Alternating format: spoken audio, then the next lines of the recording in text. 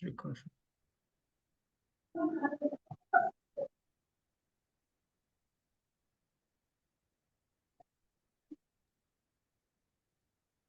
right, good evening, everybody. Thanks for joining us. My name is Gameli Ajao, and this is a workshop being organized by Ghana Thinks Clean Air Ghana campaign, which is funded by Clean Air Fund. And this training, this workshop is workshop typically geared towards our air quality volunteers. So we have the social media influencers and the community leaders, but then I think there's been interest in sharing and promoting it to reach more people. So we've opened it up to anybody who is interested. And just to give a quick background about the Clean Air Ghana campaign, is geared towards raising awareness about air quality and connecting volunteers to experts called air quality champions, so that we can use evidence-informed data and approaches in undertaking a campaign that would ensure that we have clean air for all. So as part of this campaign, we have this workshop being led by one of our air quality champions. He's called Dr. Fred Otu-Larbi, and he's a lecturer at the University of Energy and Natural Resources in Ahafo region. He did his PhD at Lancaster University, or University of Lancaster, in environmental sciences. He's also an avid climate change communicator and a modeler. So the world of environmental research, when we talk of modeling, we are talking about using a lot of data to explain environmental phenomena. And I think one of his areas of research is around atmosphere-biosphere interactions. And he's also very passionate about communicating about environmental issues like deforestation, air pollution, etc. He's a good friend of mine personally, and we've collaborated extensively in the past, and it's exciting to have him as part of this project. So he's going to take us on this topic, which is understanding air quality in Ghana. The goal is to get an exposition into the dynamics of air pollution in Ghana and why we should care. We will have our other air quality champions running other sessions in the future. So I'd just like to say thank you very much, Fred, for coming on board, and I'll just hand over to you to take us through today's workshop. Thank you. All right. Thank you very much, Gameli, for a very kind introduction. I am sharing my screen now. I hope everybody can see my screen. Mm-hmm. Yes, please, you can see. Okay, great. So I'm going to start pretty shortly. Okay, so Gameli has already done a very, very good job of introducing me to everybody. My name is Fred Otu-Larbi, as he said, and I'm currently a lecturer at the Department of Atmospheric and Climate Science at the University of Energy and Natural Resources in Sunyani. And so about a year or so ago, Gameli got in touch and mentioned that they are beginning this campaign on Clean Air Ghana, and that he would like me to assist as one of the air quality champions. And as he indicated, we've worked closely on a number of issues and projects in the past, so I readily accepted to help out as much as I could. And so that's what led us to today's event,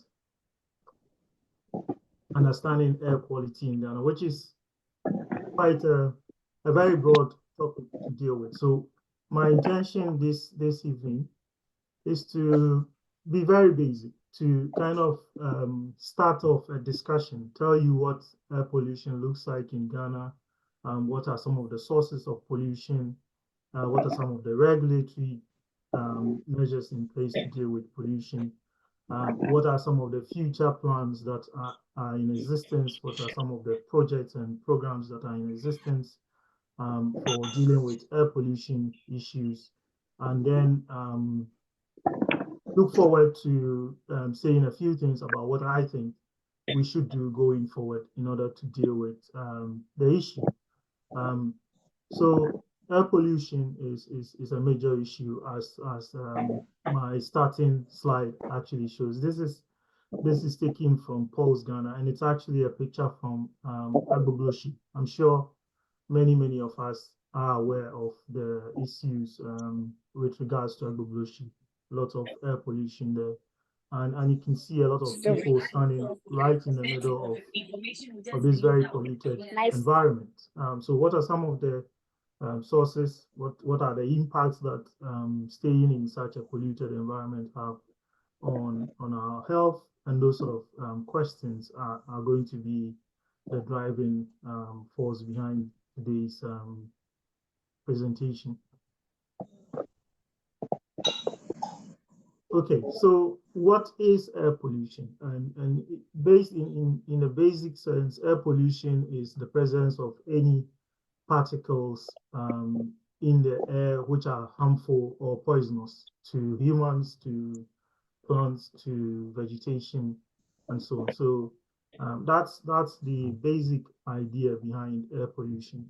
Air pollution, the WHO, which is the World Health Organization, defines it as contamination of the indoor or outdoor environment by any chemical, physical, or biological agent that modifies the natural characteristics of the atmosphere. So we'll look at some of the pollutants in a moment, but it could be indoors, so it could be in your home, in your office, any building. It could be polluted. There's also outdoor air pollution. And most of the pollutants that we are usually most worried about includes particulate matter. So these are very fine particles in the atmosphere that we cannot see. They are much smaller than a human hair. So if you take the human hair, particulate matter PM10 is like 1/5 of the size of a human hair, the diameter of a human hair. And particulate matter 2.5 is 1/4 the size of particulate matter PM10. So you can think of how small these are, very small. If you consider the diameter of a human hair to be 5 times or 20 times bigger than these pollutants, then we are talking about very small particles that we cannot see, but which are abundant in the atmosphere and which can cause devastating effects on health, on humans, on plants, and so on. And then we also have other pollutants such as ozone. We also have NOx, and NOx comes mostly from vehicles. And then we have NO2, we have NO, we have sulfur dioxide, which mostly comes from industrial processes. And then we have aerosols and VOCs, which come from things like paints and indoor activities. So specifically to Ghana, air quality has worsened in recent years because of rapid economic growth. So Ghana as a country is developing, and it's developing very rapidly. Wherever you look, you see new buildings coming up. People are buying lots and lots of cars. The number of vehicles on our roads keep increasing. The traffic congestion on our roads keep worsening by the day. That's all as a result of development. The population keeps increasing. More and more people are moving into the urban areas. So places like Accra, Kumasi, Takoradi, Tamale, which are the major cities. More and more people are leaving the rural areas and traveling to these places. And the congestion, the need for housing, the need for transportation, and so on, are the major driving factors behind the increasing air pollution that we see in the country. The major sources include industrial activities, and we'll look at some of these in a moment. So we have industries dealing with things like steel manufacturing, cement manufacturing. We have industries that produce fruit juice and so on and so forth. And all of these industries are using energy. They are using vehicles and so on, and those lead to the production of pollutants into the atmosphere. We also have a lot of mining, not just we have mining for gold, for bauxite, and so on across the country, both legally and illegally. So we have the activities of Galamsey people. We have the activities of even the big mining firms, all of which contribute in one way or the other to the air pollutant concentrations in the atmosphere. And then we have an increase in the number of vehicles. So as at say 2005, the total number of vehicles in Ghana was less than 1 million. Currently, we have more than 4 million vehicles on our roads. And as we will see, most of these are very old vehicles, which leads to a lot of pollution.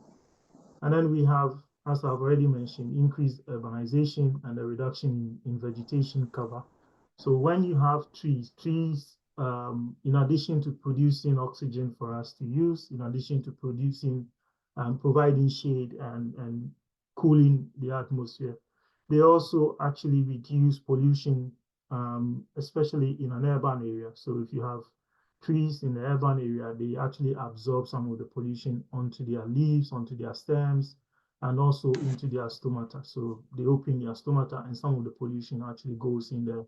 And so trees have an impact of reducing pollution within the urban environment.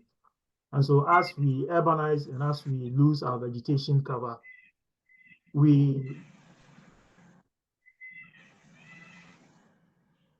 my apologies.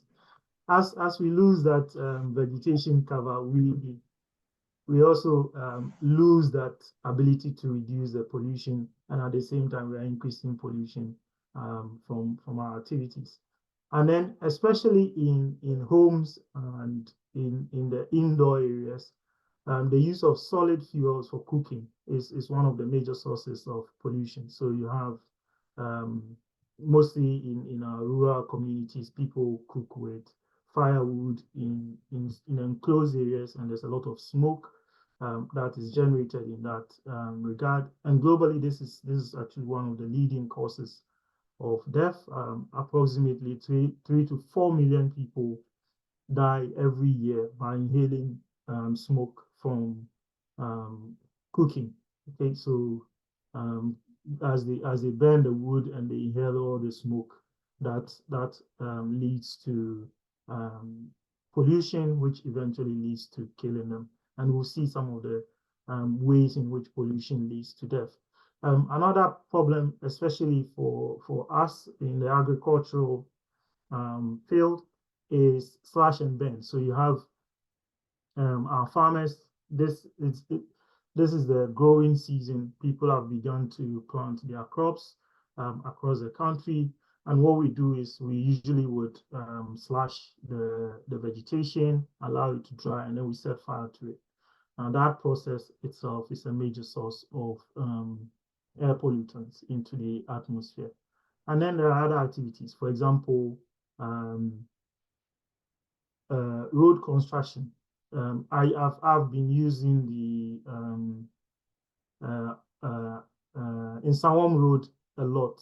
So Accra to Nsawam Road a lot these days, and sometimes the pollution levels on that road is unbearable. You barely can see your face if you're driving or if you're sitting in a car on those roads. That's all pollution. That's very high levels of pollutants being emitted and thrown into the atmosphere, which will then spread across the rest of the city. So these are some of the major sources of pollution that we have in the country.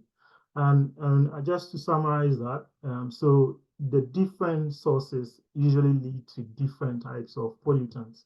That doesn't mean these are exhaustive. So, for example, the major pollutants that we get from the transportation sector is NOx. So this is NO2 and NO, okay, nitrous oxide and NO. And then from industries, through the burning of fossil fuels, we tend to get sulfur dioxide, okay? And then from trees and domestic activities like painting of our walls, the use of aerosol sprays and so on, we get VOCs, volatile organic compounds. And then in the field of agriculture, I've already talked about forest fires and biomass burning, slash and burn, that leads to particulate matter 2.5 and PM10.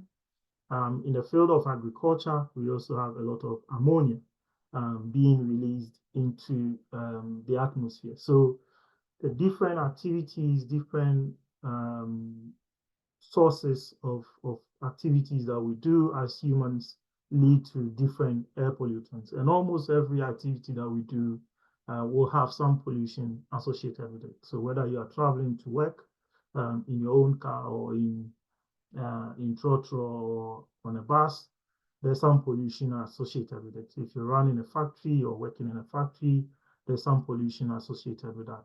If you're painting a house, depending on the type of paint you're using, there's some pollution associated with that. Even vegetation, in addition to taking out pollutants and providing all the services, ecosystem services that I've talked about, producing oxygen, cooling the environment, and so on. They also produce biogenic emissions, so volatile organic compounds into the atmosphere. And then in the agricultural field, the use of fertilizers and byproducts from the animals, their feces and so on also lead to several pollutants being emitted into the atmosphere. So focusing more on the different sectors. So if we take the industrial and mining sector, for example, to operate a mine, especially if it's open pit mining, then you have to literally take off the topsoil and often scoop up some of the sand, dig deep into the soil to be able to get whichever mineral you're interested in. And that process leads to dust and so on being emitted in large quantities into the atmosphere, which can then be blown up around and spread into the rest of the communities. So that's a major source of particulate matter emissions. And then for most industries, we also use fossil fuels. So in things like steel manufacturing, in aluminum manufacturing, you have to use it requires a lot of energy, which is often met with fossil fuel, burning of fossil fuels such as diesel, petrol, crude oil, and so on, natural gas. And these lead to pollutants such as NOx and SO2 and carbon monoxide being released into the atmosphere. This is true also for example, power generation. So in Ghana, apart from Akosombo and most of our power is generated from thermal power plants, which rely on natural gas, petrol, crude oil to generate power. And in the process of burning these, we release a lot of pollutants into the atmosphere. And then there's also fugitive emissions. So emissions from these factories that are unintended, but just happen as a result of the activities ongoing in those areas. But one of the major sources of pollutants in Ghana is actually from the transport sector. And that's partly because we use very old vehicles. The average age of a car in Ghana is 14.2 years. So if you think about, we are currently in in the year 2024, it means that the average car in Ghana was produced sometime in 2006, okay, 2006, and this is even higher if you take public transportation. I do take trotro a lot, and there are some places, if there are some stations in Ghana that if you go to, you probably find 30, 40-year-old vehicles. Circle to Carnation is one of those. I don't know if any of you have taken a bus from the Circle station to Carnation. Those buses, some of them are probably older than anybody listening to us this evening. Also to Tema Station, there are some cars that have actually been the factories have stopped producing them, like Bedford and so on, and they are still in use in between Tema Station and Osu. You would still find them. I've sat in them quite regularly. So these very old vehicles, you see them on the road, they have a lot of smoke and fumes behind them that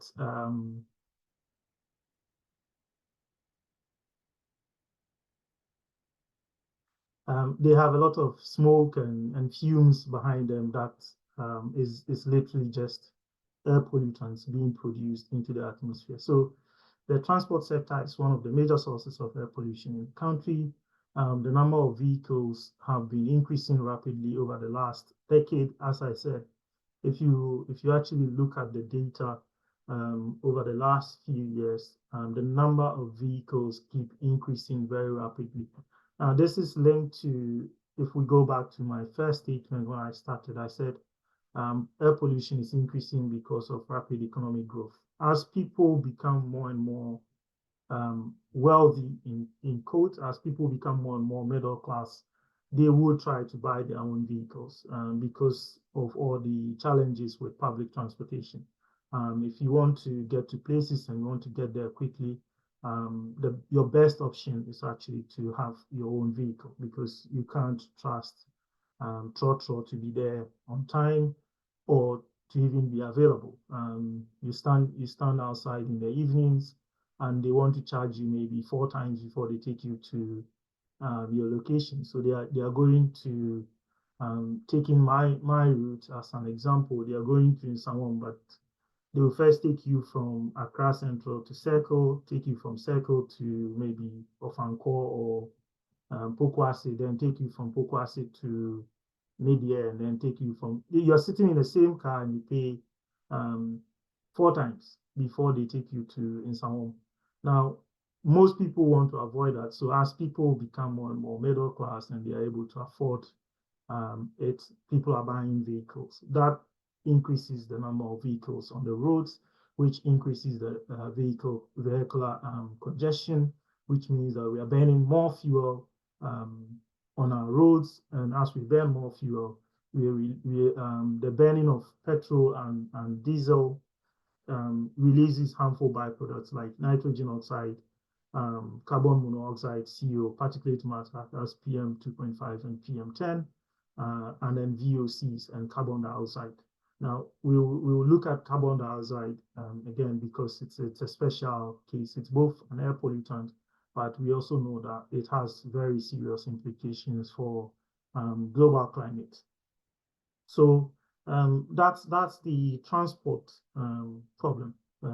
Number of cars increasing very rapidly because of the shall we say poor or non-existence of well-managed public transportation systems, and this problem can only worsen as we go along, as people become wealthier, as people become. I'm sure most of you in this call are just waiting. Either you own your own vehicle or you're just waiting to be wealthy enough to buy your own vehicle.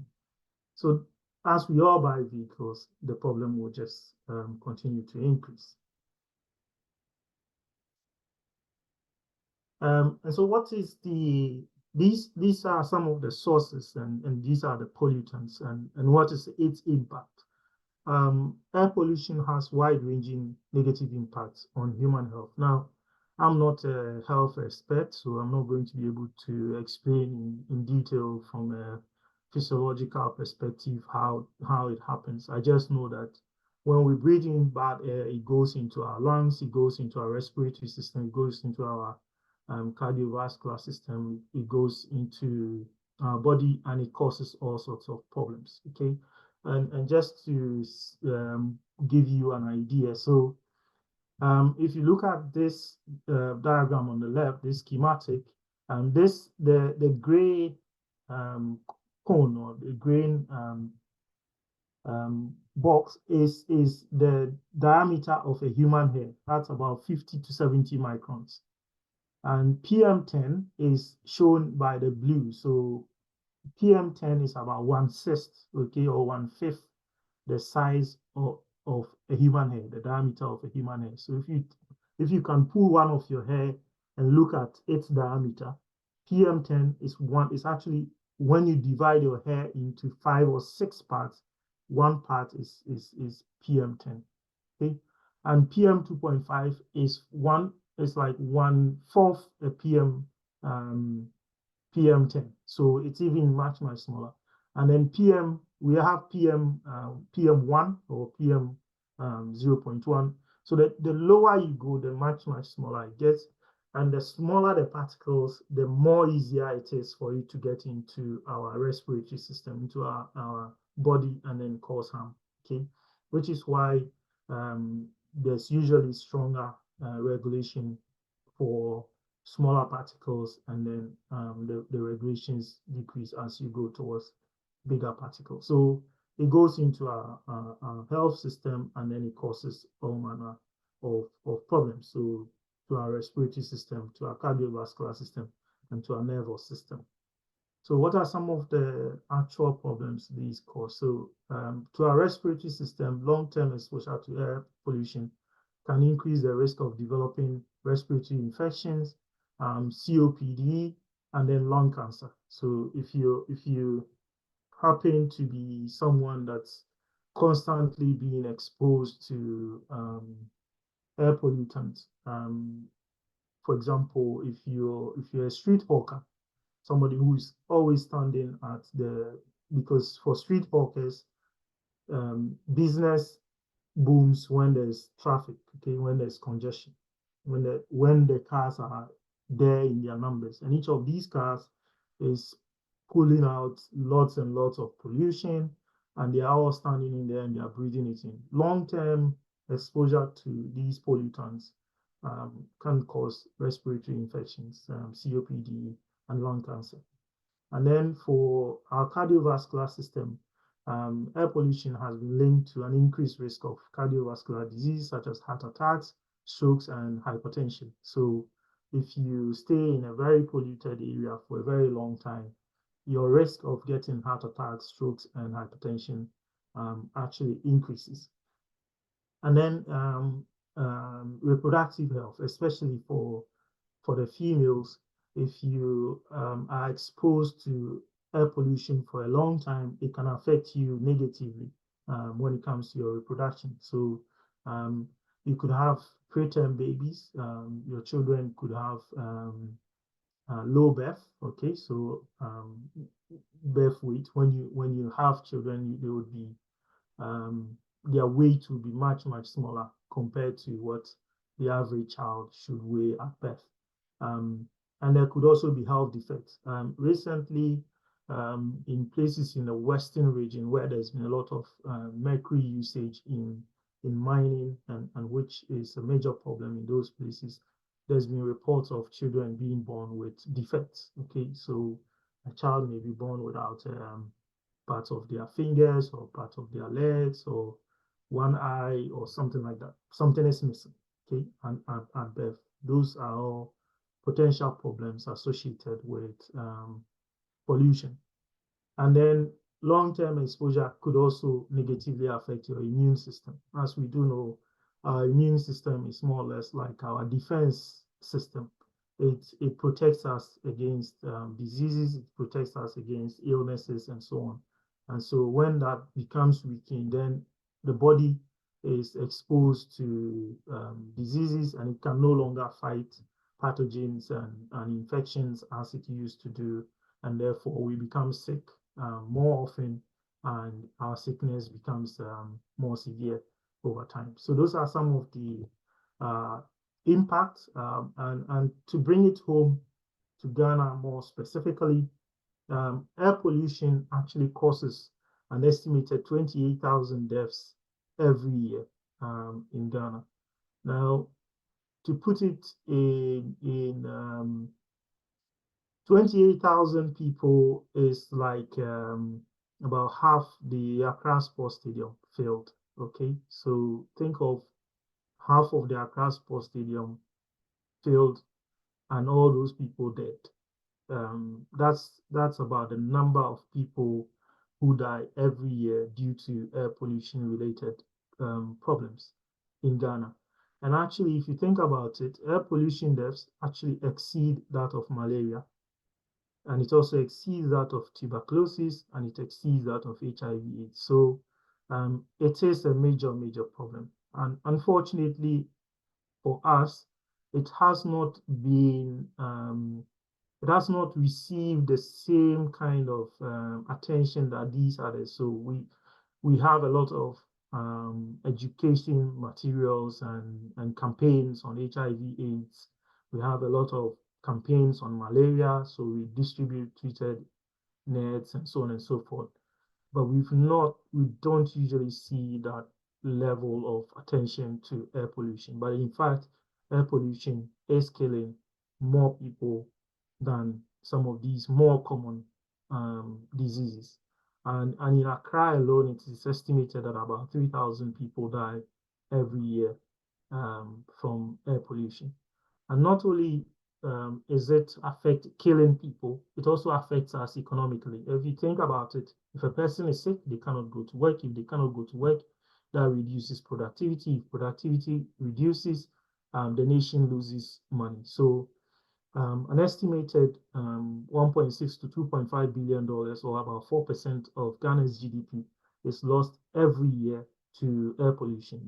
That's basically people having to spend money to treat themselves due to diseases linked to air pollution. So people with lung cancer, people with asthma, people with all sorts of diseases resulting from inhaling bad air. There's also the loss to companies. So if you're a company and your staff are sick, you need to pay for their healthcare. The nation at large also has to spend more money trying to cater for the health of the people and so on and so forth. So it costs us a lot in terms of human lives, and it also costs us a lot in terms of monetary. Okay, in terms of monetary value, it's a very, very expensive thing to have air pollution. Okay, and then beyond the human life, air pollution also costs us in terms of productivity in the agricultural field. So agric is one of the sources of air pollution, but agric is also negatively affected by air pollutant, particularly ozone. So if you have a lot of ozone, and ozone is produced through sunlight and then photochemical reactions between VOCs and NOx. So if you have a lot of ozone, it could actually reduce maize yield by as much as 5%, and then soya beans and wheat by as much as 15%. Now, globally, billions of dollars are lost every year from agricultural productivity due to the impact of ozone deposition on crops. So it's a very, very serious issue. And pollution, as I said, plants or trees actually absorb some of this pollution. And as they do so, the ability to uptake carbon dioxide through photosynthesis reduces, and that negatively affects global efforts to fight climate change, because photosynthesis through forest and vegetation is one of the major activities or major ways to reduce carbon dioxide in the atmosphere. So indirectly, air pollution is affecting our ability to deal with climate change. And then, in addition to health, vegetation, we also have impact on other parts of the environment. So, for example, air pollutants affect the rivers, vegetation, and so on, buildings, and so on, through what we call acid rain. So, when we have sulfur dioxide and NOx being emitted from vehicles and from factories into the atmosphere, those pollutants will mix with water, oxygen, and other chemicals to form sulfuric and nitric acid. This sulfuric and nitric acid is then mixes with rainfall and comes back onto the surface, into the oceans, and so on, and can cause damage to living things in the oceans, in the rivers, and vegetation on land. So those are broadly some of the impacts that air pollution has on health, vegetation, and on the environment. And of course, it has other impacts, including climate change. So most of these air pollutants, such as nitrous oxide, ozone, and carbon dioxide, are also greenhouse gases. And greenhouse gases go into the atmosphere, they block heat from escaping into the atmosphere, and therefore cause the earth to warm up, okay, which is known as global warming. And this is a major problem as far as climate change is concerned. Okay, so that's a problem up to this point. Who deals with it? In Ghana, the main agency that deals with air pollution is the Environmental Protection Agency. So the EPA has been set up by law to formulate policies and to take measures to ensure that we have safe air to breathe. And they've been doing that through various laws and legislative instruments. But at the national level, we do not have a national air quality target or air quality policy that says this is what we're going to do, this is what everybody must achieve. We don't have that. But EPA has sector-specific guidelines and policies. So, for example, they have policies for industries to follow. There are policies for mining firms to follow. There are policies for when you want to put up a building, you do environmental impact assessment. If you want to put up a factory, you have to do environmental impact assessment, and so on. So the EPA has regulations and policies for different sectors of the economy, for different activities, but we don't have one size fits all national policy on air pollution or air quality, and that's something that we will need to address going forward. So these are some of the regulations. So Hazardous and Electronic Waste Control Management Act 2016. If you take your minds back to my first slide, agbogloshi. So agbogloshi has a problem with electronic waste. People bring in electronic waste and dump them here. And then these people go and collect those waste. They burn it in order to extract things like copper and other metals that they can sell. And then it creates all these environmental problems. So there are regulations to deal with that. There are regulations to deal with environmental impact assessments.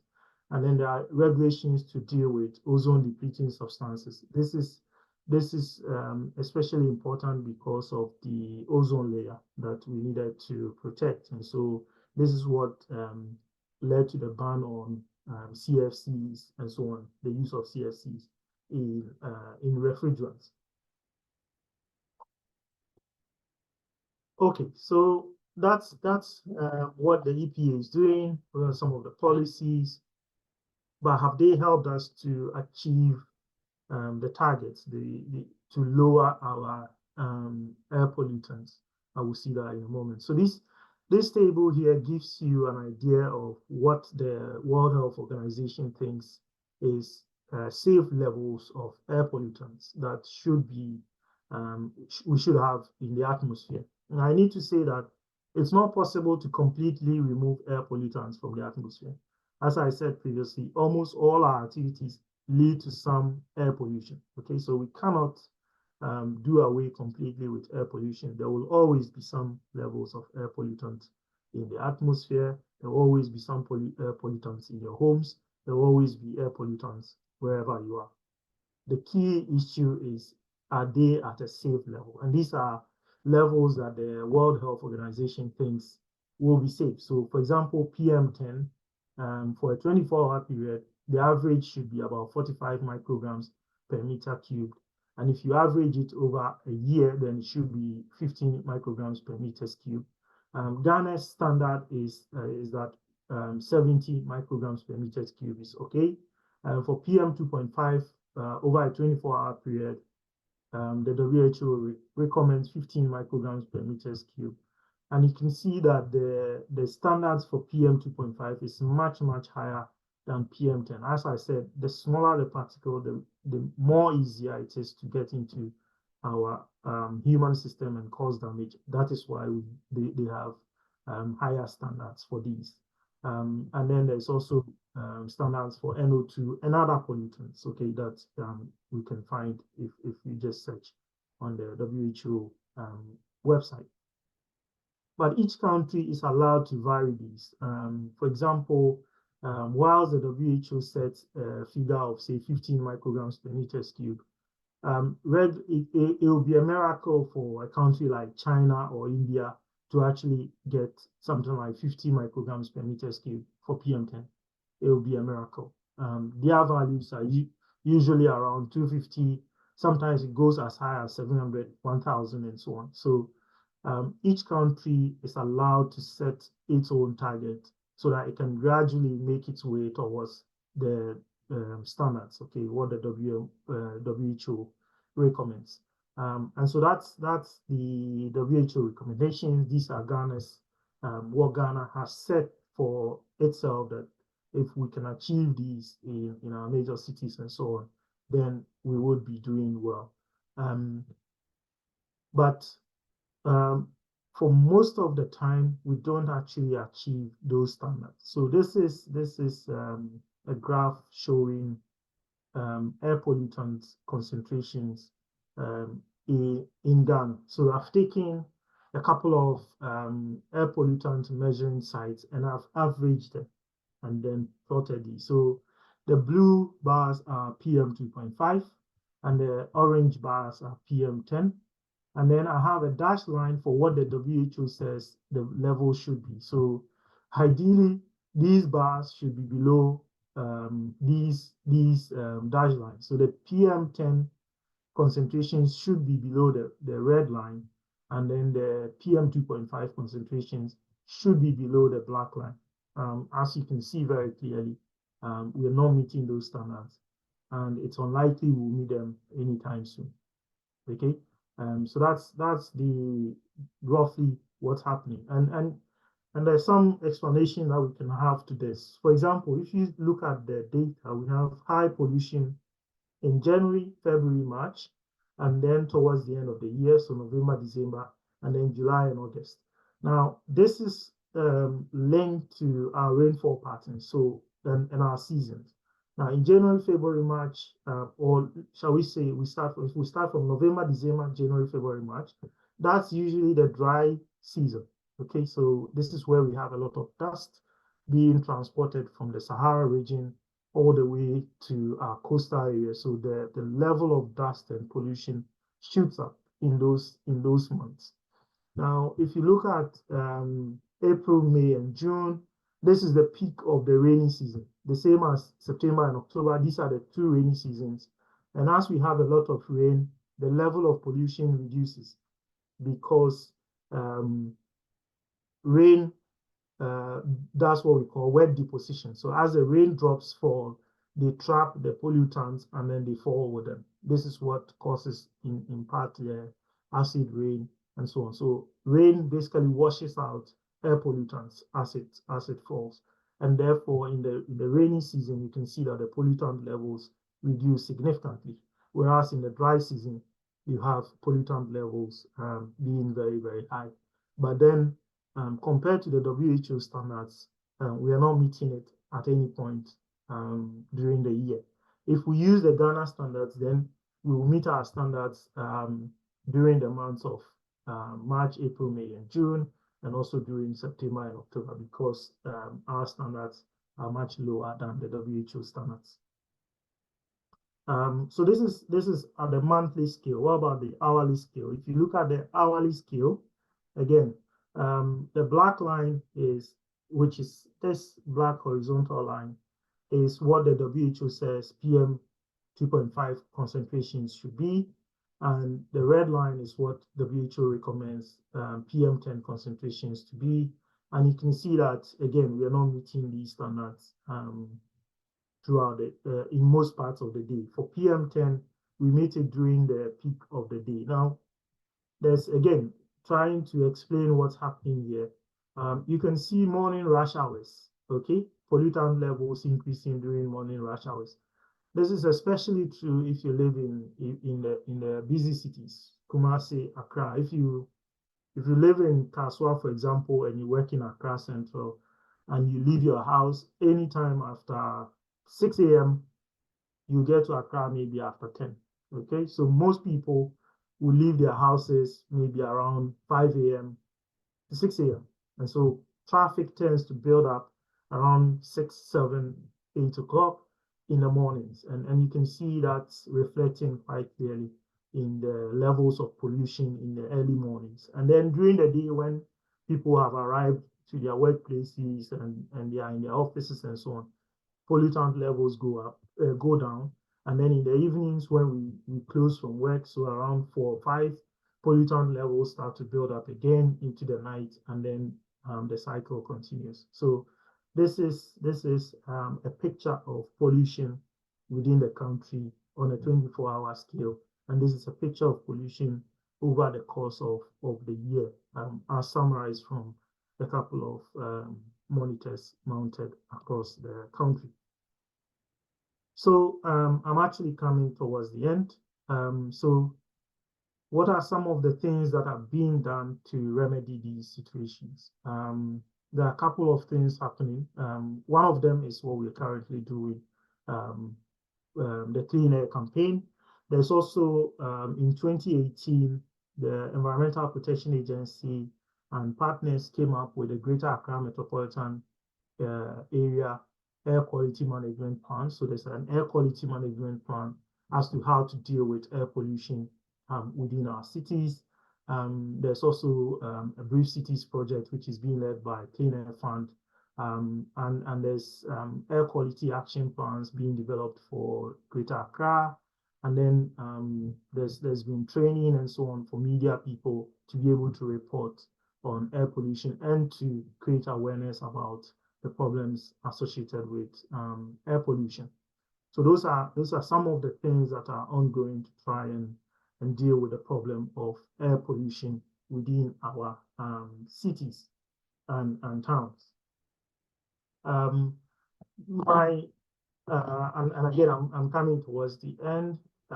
So I think 4 years ago, around this time, Gameli actually got in touch, and we had a program like this, and we're talking about how do we incorporate air quality and environmental issues into political activities. And I made this point because whether we like it or not, our lives and our faith and so on is determined by politicians. It is politicians who are going to make decisions for us